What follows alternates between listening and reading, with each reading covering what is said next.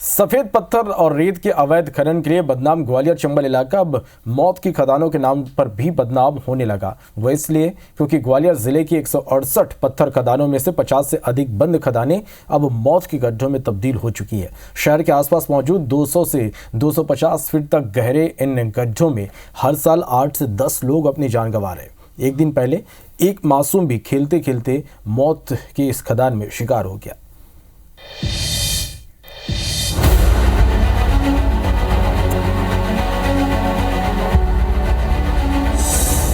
मौत की खदान, लोगों की जाती जान। ग्वालियर में 3 साल की मासूम खेलते खेलते बड़ा गांव की खदान में जा गिरी। बच्ची खदान के दलदल में समा गई।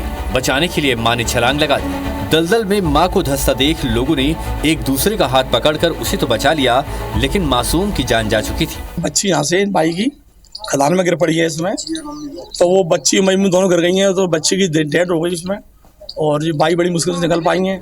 दरअसल ग्वालियर में खदानों के गड्ढे हर साल 8 से 10 जान ले लेते हैं। 87 खदानें बिलवा क्षेत्र में हैं। 47 क्रेशर यहाँ काले पत्थर को गिट्टी में बदल रहे हैं। अंतरण अवधि खत्म होने के बाद खदानों को क्लोजर प्लान के अनुसार भरा नहीं जाता।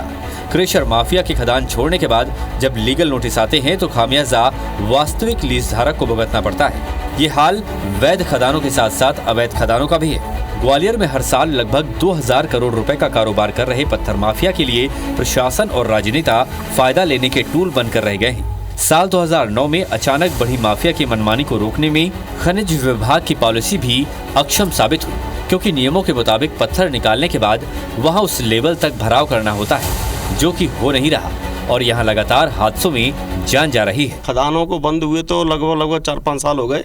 बहुत बड़े बड़े गड्ढे हो गए हैं जो मौत के कुएं हो गए हैं। कई खदानों में इतना पानी है, कम से कम 50-50 फुट गहरी पानी है उसमें। जल्द से जल्द अगर नहीं बढ़ेगा तो हो सकता है कल को कोई अप्रिय घटना हो, परसों फिर कोई अप्रिय घटना हो। हैरत की बात है कि ग्वालियर जिला प्रशासन अनजान बना हुआ है, जबकि ग्वालियर हाईकोर्ट बेंच का आदेश है कि खनिज विभाग लीज की अनुमति के वक्त खनन कारोबारी से गड्ढों को भरने का बॉन्ड भरवाए, लेकिन ऐसा हो नहीं रहा। अब इस पर सियासत भी गर्मा गई है। इस तरह की घटना सामने आई थी तो उसमें हमने यहाँ से प्रतिवेदन तैयार करके और शासन को भेजा था उसके भराव के लिए। जो भी डेड खदानें हैं उनकी एक कमेटी बनाकर और उसकी जांच की जाएगी। ग्वालियर चंबल संभाग में देख रहे हैं वैध और अवैध दोनों तरह की खदानें हैं और लीज के बाद उन खदानों को भरा नहीं जा रहा है। इलाके में काले पत्थर की माइनिंग के अवैध कारोबार का बड़ा हिस्सा ग्वालियर दक्षिण, ग्वालियर पूर्व, ग्वालियर ग्रामीण और डबरा विधानसभा में आता है। इसके बाद भी यहाँ के विधायक 10 साल में एक बार भी अवैध उत्खनन पर लगाम लगाने को पुरजोर तरीके से विधानसभा तक नहीं पहुँचा सके।